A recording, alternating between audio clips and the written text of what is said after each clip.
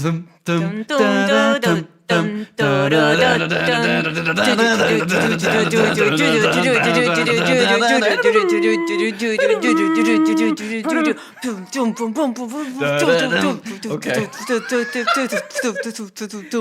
you can clearly tell, it's the Cringy movie collection podcast right there. Yeah, we have a cringy one for you today, guys. I wanted to really badly make a weird version of our music with guitars, just kind of heavy in-your-face guitars, but I didn't find. I thought maybe there's an AI tool I could describe to what I wanted to do, but I couldn't figure it out. No. Oh, well, maybe I could have if I paid for any of these services, which, I'm not going to pay for. But AI. anyway, this time we watch a movie that was made in the early 2000s. It was made in 2000. It's called Mission Impossible 2. It's got Tom Cruise and Anthony Hopkins and a lady whose name I can't pronounce, so... But also, at the time, her name was...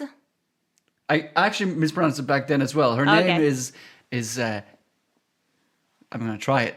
Tandiway... Now I forgot her last name. Newton. Tandiway. But it was Tandy at the time.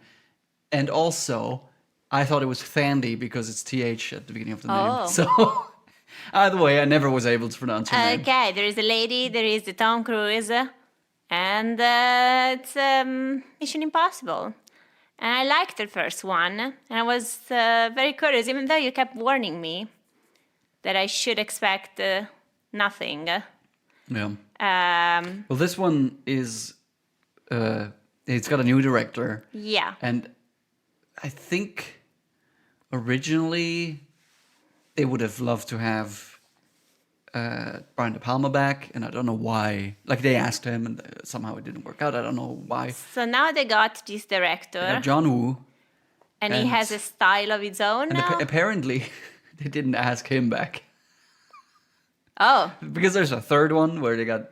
Well, Another we'll talk director, about it. yeah. But let's quickly talk about what's happening in this movie. Tom Cruise is Ethan Hunt again, and he's on vacay. And as he is on vacay, a guy that Ethan Hunt has previously worked with, an asset basically. His name is Vladimir Nekorovich, something like that. He is working at a pharmaceutical company, and he injects himself with a deadly virus that was being developed there, and he also has the antidote to it. And he asks to be extracted by Ethan Hunt, whom he calls Dimitri, but Ethan Hunt is on vacation, so they send a different guy who pretends to be Ethan Hunt. And because there are a lot of masks in this movie. Well, we all know that Mission Impossible allows for masks. So what happens is this different guy goes rogue almost immediately, steals the antidote, doesn't realize that the guy that he's escorting also has the virus in his bloodstream. So because apparently the only way to move a deadly virus from one country to another is carrying it in your body, because you cannot just go through custom. It's a good way to hide it, though. I thought that the people at customs, they just see vials of stuff. So how do they know if it's a deadly virus or the cure, or they cannot really tell the difference? Right, but I think it's probably less dangerous this way, because we learned that this disease... Well, yeah, it gets contagious dormant only for 20 hours. 20 hours. Yeah. So let's go on a plane for 18 hours. Because nothing can go wrong. Planes are always on time. Okay, so our bad guy of the movie, his name is Sean Ambrose. He steals the antidote, but then he realizes he doesn't have the actual disease. And as we later learn, the plot revolves around this pharmaceutical company developing both of those things essentially to make money. You develop a terrible virus, you unleash it on the population, then you sell the antidote. That's the idea behind it, right? And Sean Ambrose therefore decides he needs to get his hands on the antidote. And at this point, Ethan Hunt is back from vacation. No, on the virus. On the virus, yes. See, it's stupid. Because it's all about vials and stock options. It's for an action movie, this is surprisingly complicated. But then it's very, very good color-coded. Virus, red, antidote, green. Right. It's useful also because at some point they carried the virus in blood. So it would have been quite annoying if it was a different color. Anyway. At this point, Ethan Hunt is assembling a team, including Naya, who is Sean Ambrose's ex-girlfriend, and she infiltrates his compound, pretending to be lovey-dovey again, and essentially letting herself be fucked and all that wonderful stuff that you do when you want your freedom, because Naya is... Nia? Is it Nia or Naya?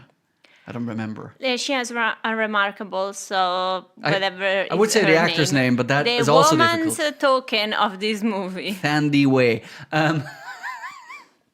Anyway, maybe she's a penchant for weird names. She's a professional burglar. Right, she's a thief and she's wanted everywhere, and in exchange for her record being expunged, she agrees to help Ethan's team. Also, she's kind of with Ethan and they like bang. Into Ethan. So there's just whatever. Anyway, to get back to the plot, they break into the facility where the virus is kept. A lot of shooting happens because both parties breaking at the same time. And in the end, what happens is all the viruses are destroyed except for one bunch of viruses which are injected into Nia. She does it on her own free will because she's crazy. And so she's crazy in love. And so they just take her blood, the bad guys, because then they have the virus as well. So it's fine. I don't know. No, it's not that. Like the bad guys thought that she would be patient 0 in Sydney. Yes, but they did take her blood because they need the virus. Oh, yes. They go then later to the main pharma guy, and there, big shootout happens. Motorcycles crash into each other, explosions. Ving Rhames is there, and his jacket gets damaged, and he gets very angry and shoots at cars. And that's the movie. In the end, everything is fine. Actually, Nia is trying to get away from the people because she's infected with this terrible disease that's about to fuck her up. But then they get the antidote and give it to her, and that's fine too. In the being. We don't see it, but we can assume that when they go back on vacation, whatever. This movie has a very unnecessarily complex plot, which is like, it's not like Mission Impossible 1 had a complex plot as well. Like, yes, it was, but that was like espionage complex. Like, yes. It wasn't like, for some reason, the bad guys actually want stock options rather than money. Like, it's like all the places where it's complicated, it's actually kind of like unnecessarily complicated. Right, and also not, like, it makes it less credible that this would happen. Like, the characters would do these things. So however, while we're comparing it to the previous movie, I think we should talk about the two most obvious things that have changed. People are not sweaty.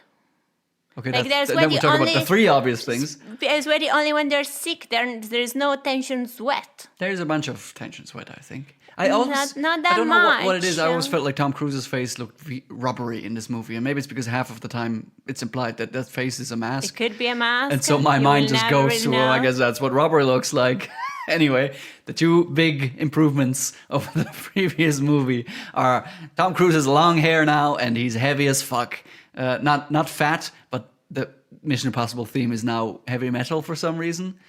That reason is Hans Zimmer, and it's actually what I absolutely love about this movie is that I love that it's like trying to be like hard, as in what like a 12-year-old would think is hard. Yes, I liked that, but I didn't care for the gladiator style. Other like the other part of the score is it's either like heavy metal or flamenco with flamenco or just a little bit of like wheat fields feelings.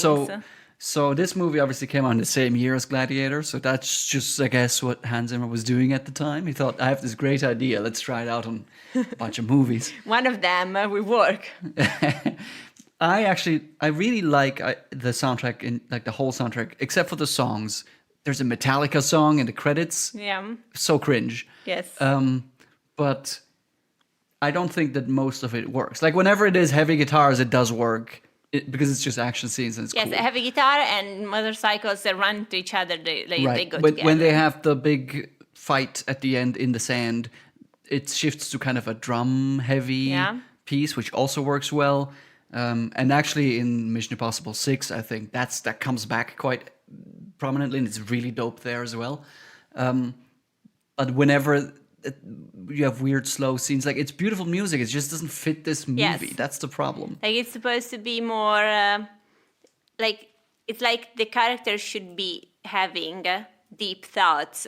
Yes. But the character that has been introduced to us, the characters that have been introduced to us, they don't look like people It's that not have a deep thoughts. movie. It's just not a deep movie. And what's worse is there are some scenes that are just like drawn out by slow motion. And so you're really just focusing on the music because there's nothing to see. Because it's not like John Woo style slow motion in action shots. It's like Nia looking at Ethan before she injects herself. And that's an important moment, but you don't have to show it in slow motion. We'll get to probably some more of that anyway. I just wanted to say what I absolutely love about this movie is the music, but I feel like you should listen to it without the context of the movie. And we also talked about it last time we did a Mission Impossible movie. I'll link it below. You were saying like the theme music is like the best part of the movie.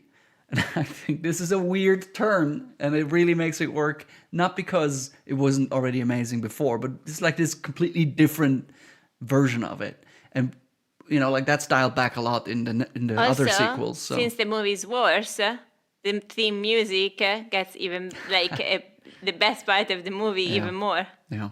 What do you absolutely love about this movie? So I wanted to say that I just like Tom Cruise in this movie. Like I think that it's still, even though there is this weird romance angle of Ethan Hunt now. He's much more charming than in the previous one, I feel. Oh my gosh, he's very charming in the bathtub scene. Right? It's like completely like he gets it's such a stupid scene, and but he's so charming. He gets knocked that in the like, stomach, keep it there. And he just goes like, ooh, and it's just like I like this guy, even though he's being very pervy. Exactly, and also like I'm gonna watch this scene because like even though I would say they should cut it out, it's like. No, because Tom Cruise is being Tom Cruise, so let's keep it in. But also in general, the whole Impossible team, the Australian guy and the tech guy, they're very nice. Like they're cool characters. It's Ving Rhames and John Paulson. Paulson, I think, is new because, as we remember from the previous movie, half that team he assembled was evil. Yes. So and the other half was dead. So Ving Rhames survives and he comes back and he's as lovely as always as Luther Stickle. Yeah. Okay, so you like the team. Yes. Also and because it's not like the team doesn't go rogue, right? Like it's not. Yes. It's not so much as the first movie was really about him being able to trust certain people and others, so the team shifts a bit.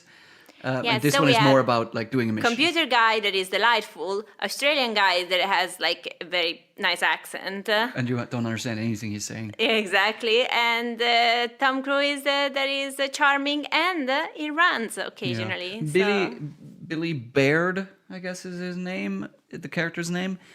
He's a helicopter pilot. That's his main skill in this movie. And there's not that much helicopter. Like, there is a lot of helicoptering going on, but like, there's not a lot of specifically like the pilot is involved in something. He's just like in the helicopter. It's like when Luther is in the van, but he's doing something in the van, right? Like, so I think my favorite part about him is when he stops the South African guy from following Nia. Yeah. And he just he opens the door for her and he just slams it in the other guy's face who follows her.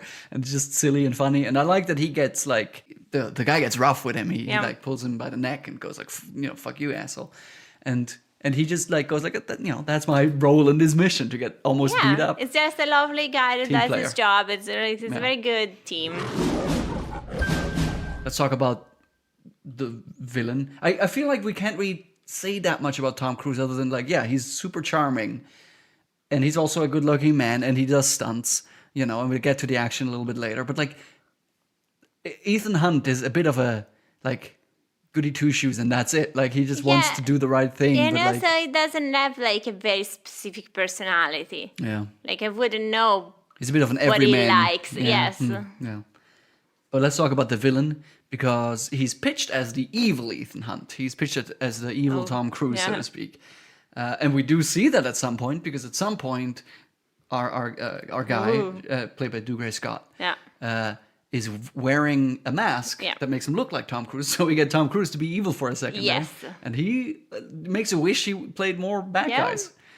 Although it's a little over the top. He's got like these eyebrows that are like almost like from a comic. It's very cool. But it's like you'd buy him as an evil guy. So Again, I could only think of Collateral, where he definitively plays a We bad are guy. gonna watch it soon, but not for the podcast people. It's So a good movie. We have to send the DVD, as we established before. Anyway, his plan is shoddy. Like, it's so weird. Yes. Let's talk about, stock options. I think stock options are confusing, even though I used to be a finance journalist and I would even write about them. But I do think, like, sometimes in my mind, I don't know what stock options are. You know what I mean? Like, because you can do so many things with options.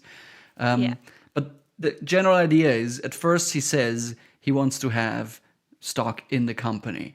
And then he says stock options, to be precise, which is, the way he phrased it is the same thing. It doesn't really matter. But I guess the idea is that you can get them cheaper. yeah, you can make more money if you know that's like a specific date.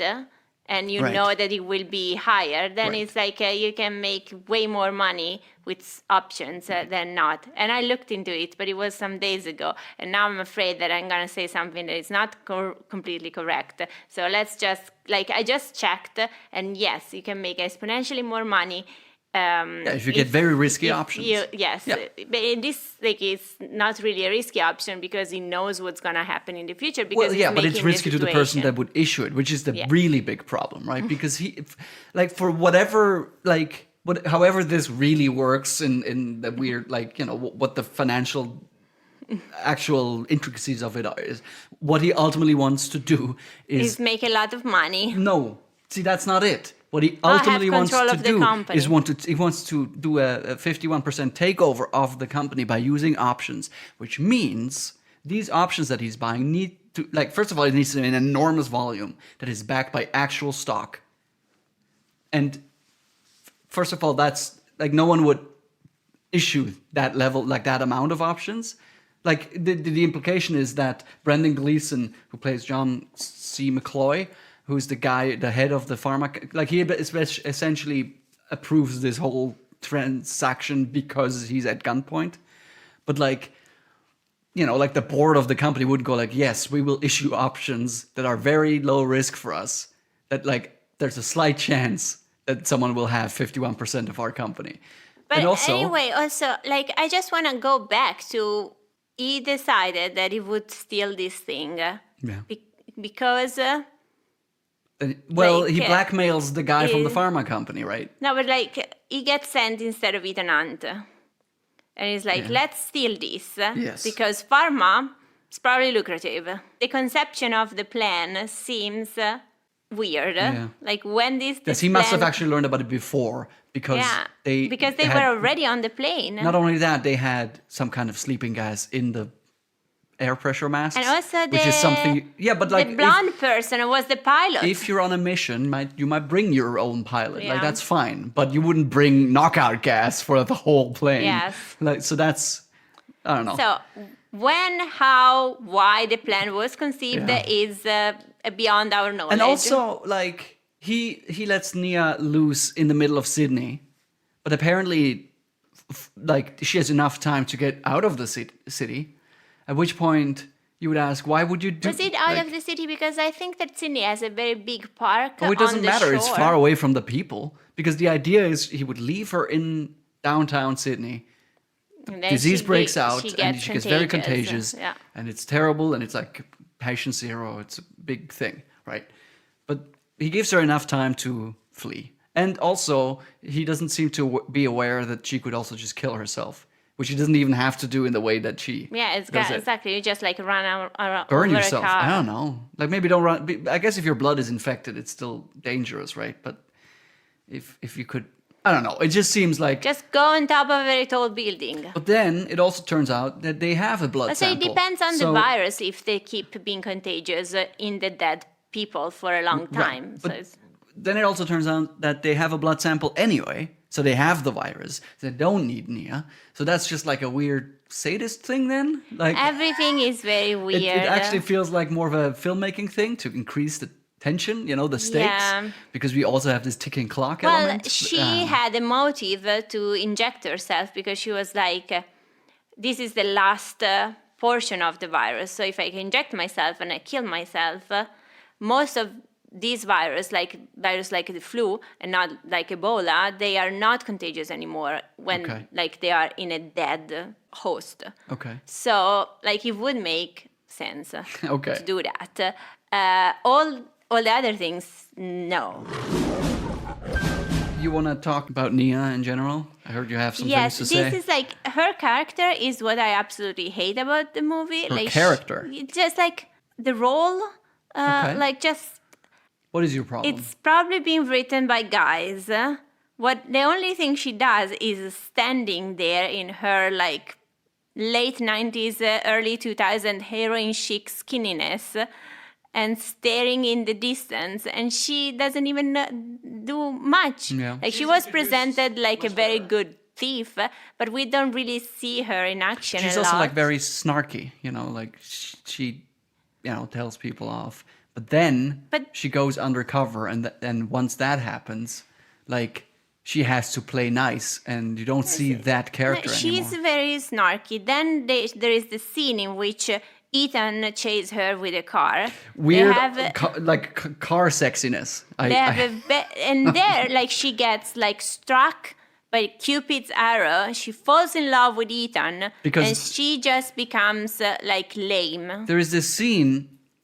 Really, it's like Ethan endangering the person that he's supposed to recruit, because he's chasing her in a car, ramming her at some point, and she almost dies. And there's a obviously slow motion moment in there with Hans Zimmer going woo, flamenco going, and yeah, that's the moment you were talking about, like this kind of like, I guess that means they like each other now. Yeah. Because before there was some animosity and irritation. And Ethan then keeps being Ethan and is conflicted because he has to send her in the arms of this evil guy. Yeah. And she just like becomes a puppet basically. And even in the scenes in which she doesn't have to play nice because she's speaking to Ethan or not, she's still like, completely like lobotomized by the fact that she's in love with Ethan now. Yeah. That it's absurd. And No amount of slow motion is going to fix that. Like Yeah. in that moment where because one of the things that they talk about in the movie is that she doesn't have any sense of morality, like a thief with a Yeah. moral conscience, like that's not her. And then, in the final third, she injects herself with this to do good, right? And so I guess a long shot of her face in slow motion was Yeah. supposed to give us that But character development. It's horrible. Yeah. And also, it's like, okay, you have this plan. You decided I'm going to inject myself and kill myself. Then do it. Like, it's not like she just keeps lingering around and not doing it. It's not that hard. Kill yourself and do the thing you planned. She does ask Ethan to shoot her in the boob. It's like so, flip floppity. Yeah. Also, it's like if you're really in love with Ethan and then you decide you're gonna inject yourself and then you want to die, you don't ask the person that you love Yeah. to kill you. You just kill yourself and be graceful.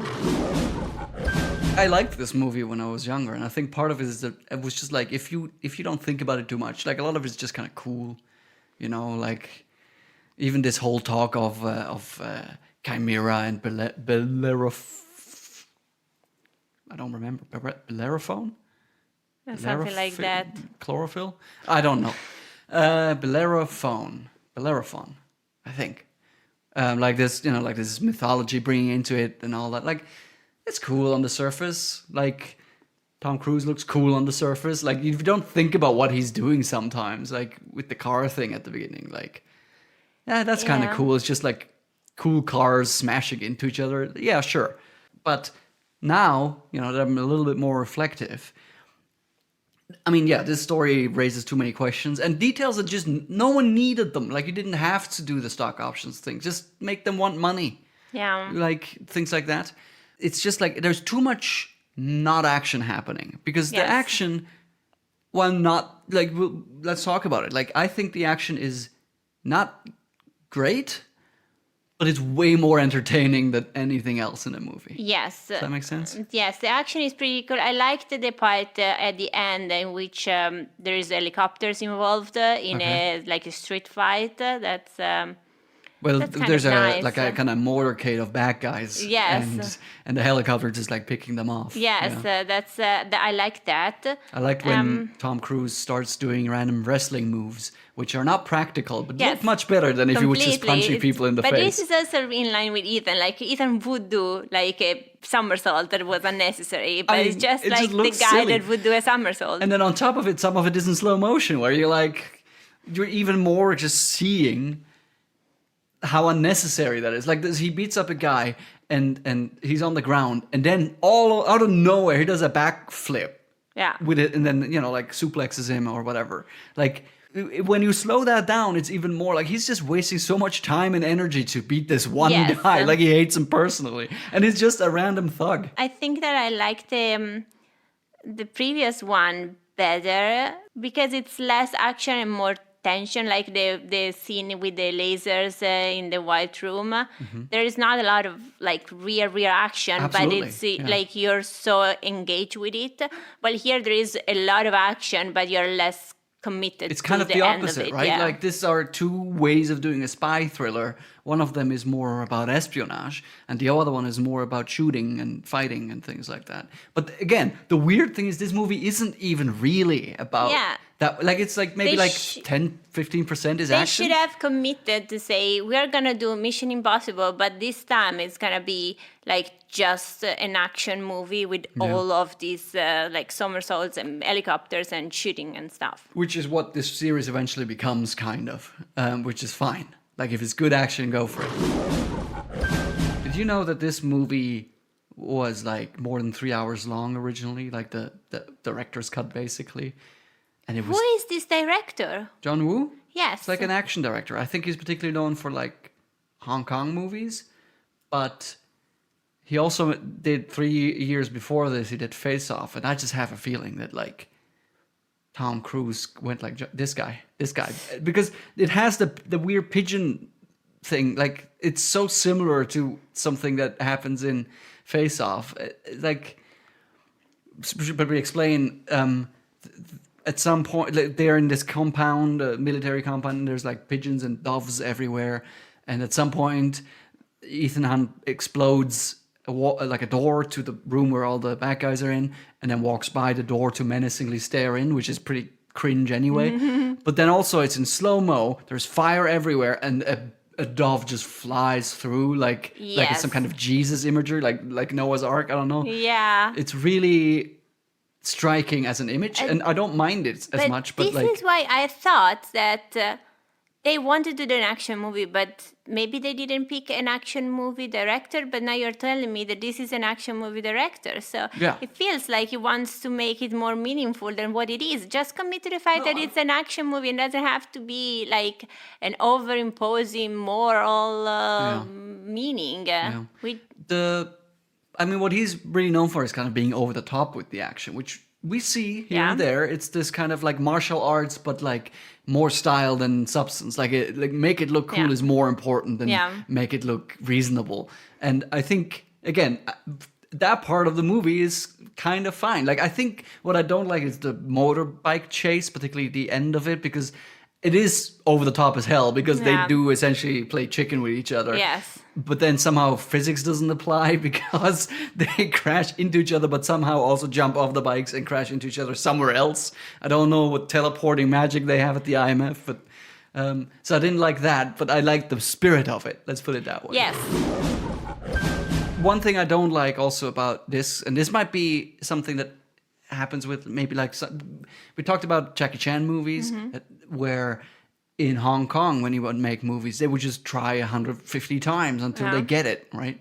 And in America, you don't really get the time, so what you do is you fix it in edit, and there's so much editing where you wish you could see what's going on. Yes, it's like, but it's also like they almost have to put a epilepsy warning at some point, because like this face, this detail, like the camera doesn't stay still for a second sometimes, and I'm not one that notices this a lot, and I notice it. And sometimes it seems to be a stylistic choice, like when at the beginning of the movie he throws his sunglasses, which are the IMF briefing tool that is about to explode. He throws it away, and you see him turn over and throwing it 3 times from slightly different angles.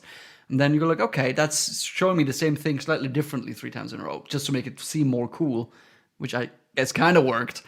But then in other times it just feels like you're just trying to fit everything in, and maybe if you had a 3-hour cut of this movie, it would feel slightly less hectic in that respect. I don't want to see 3 hours of this, though.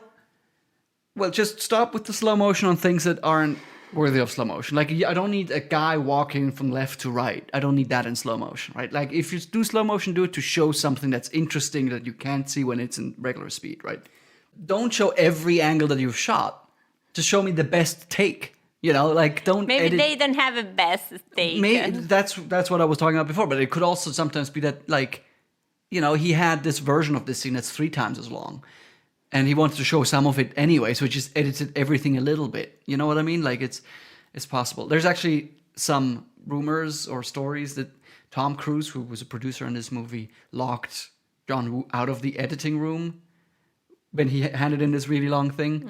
So there might have been some disagreements over what should be done. In the final fight between Ambrose and Hunt, we cut just randomly to waves because they're at the beach, they're fighting. yeah. And there's this random, and my theory is that it's supposed to indicate kind of like these forces of nature crashing into each other. There's too much metaphors. Right, the symbol is like with the doves the same. Yeah. It's like this, like, what are we doing here? This is like suddenly it's cerebral, This even though is this not the place for you're, symbolism. you're aiming this silly movie at 12-year-olds with the guitars and the, you know, somersaults and all that, and then we need just like, because it's not even like clever or subtle or anything. It's just like, no, cut back to a wave. Here's what a wave looks like. It's not even like it's in the back. You could do the same thing because they're at the beach and just have waves in the background. It's like, you know, those girls that pass in the box matches with the number of the round. Yeah. It's like you just get a girl with symbolism. Yeah. And then you go back to the fight. Yeah. They have weird things like the awful car sexiness, like just what Yeah. this is supposed to be art? Is that artsy, you know? Like, I don't know what's going on. One thing I like is that, I think I've heard this on the audio commentary. I've seen this movie many times, including with John Woo's audio commentary, and he explains that he likes to give different characters different gun sounds. Oh. And so he's thinking about what does a protagonist's gun sound like? And because I know this, whenever I see this movie, I can hear it, how like Ethan Hunt's guns have pleasant explosion as a sound. So this is how you can tell if he's wearing a mask or not. if he's firing and masking at the same time, I guess. Yeah. But like in the big shootout halfway through the movie, you can really tell that like Ethan just has a different gun, and it apparently has like straight up like mid-sized explosion level sounds on it. Whereas, you know, like other people are more like pea shooters and things like Well, that. without knowing it, I did not notice. Okay. But it's And kind of also cool, maybe isn't it? he could focus more time into trying to get the right shot in one instead of Nah, thinking of how the gun sounds. see, the gun sounds are just like editing, something you do in post. So you can use however much time for it. No, but I think that's a cool idea. Like giving characteristic sounds to kind of accessories, you know, like it helped, and then it does help characterize people, like an unpleasant bad guy sound, you know, and a more pleasant good guy sound. I think maybe whoever wrote this really likes themselves because, or whatever they wrote, they're just really proud of it because there's weirdly callbacks to things that you go like, why are you bringing this up again? Like at the beginning of the movie, Ethan Hunt is on vacation. Oh my gosh, they were so proud of that and line. he jokes that because the IMF says, you know, like next time you go on vacation, please tell us where you're going. And Ethan says, if I told you where I was going, it wouldn't be a vacation, which is a fine line. And they call it back 2 times. It's mildly amusing, but then like Anthony Hopkins says it to him again, and it doesn't even make sense because then the second time Anthony Hopkins says it again, he actually says you don't have to tell. Like it's just like, why are you bringing this up constantly? It's like, this is just like cringy, really, really cringy. There's another one which almost feels like they were trying to give the bad guy a catchphrase. Can you Yeah. guess what the catchphrase was going to be? The bad guy. Yeah. Oh no, I was thinking of another thing. I'm sorry, you're sorry. I'm sorry, you're sorry. That's a weird thing that which it's- ties into the mission. Apparently, it's something that they both say, both Ethan and Vladimir, but we don't know why. There's and not also, enough backstory. he only says it in that scene, conveniently. And yes, not usually. Extremely where it's needed. Only just when it's nonsense. needed for the Right. for the thing. And then they try. It almost seems like they tried to give the bad guy a catchphrase because he says the ball is in your court at least twice, and it's a terrible catchphrase, and it's also a strange thing to say because he says it once when Ethan is behind cover and he's running out of ammo, I think. Yeah. Which is that's a weird thing to shout across, the ball's in your court, bitch. I think he's threatening to shoot Nia if he doesn't give I don't know. He's trying to be sadistic, I guess. He does it again to Brendan Gleeson later on about the payment being transferred or something like that. Yeah. I just don't get it. If that's what you're writing, try something else. Don't just repeat the same thing and think that's so clever. Because the weird thing is, I like when things come back. We talked about Titanic. I love how simple little things like the stars come back as an important thing in the relationship between Jack and Rose, and also a horror thing in the end when there's nothing but the stars all of a sudden. That is wonderful. That's a motif. But here it just seems like stuff that is so random that it sticks out, and therefore you go oh, that's clever. It's just you go, why is he saying that again? I don't know. I hate it. There's several incredibly sexist comments made by characters. Yeah. Two specifically, one calls all women monkeys. Yeah. Or something Yeah. like that. Yeah, and oh my gosh, because the sexist comments, I was expecting it from the bad guy.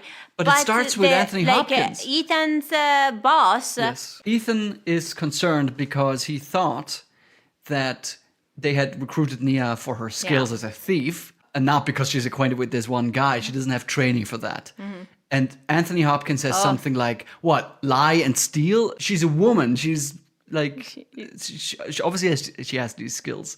Yeah. It's just...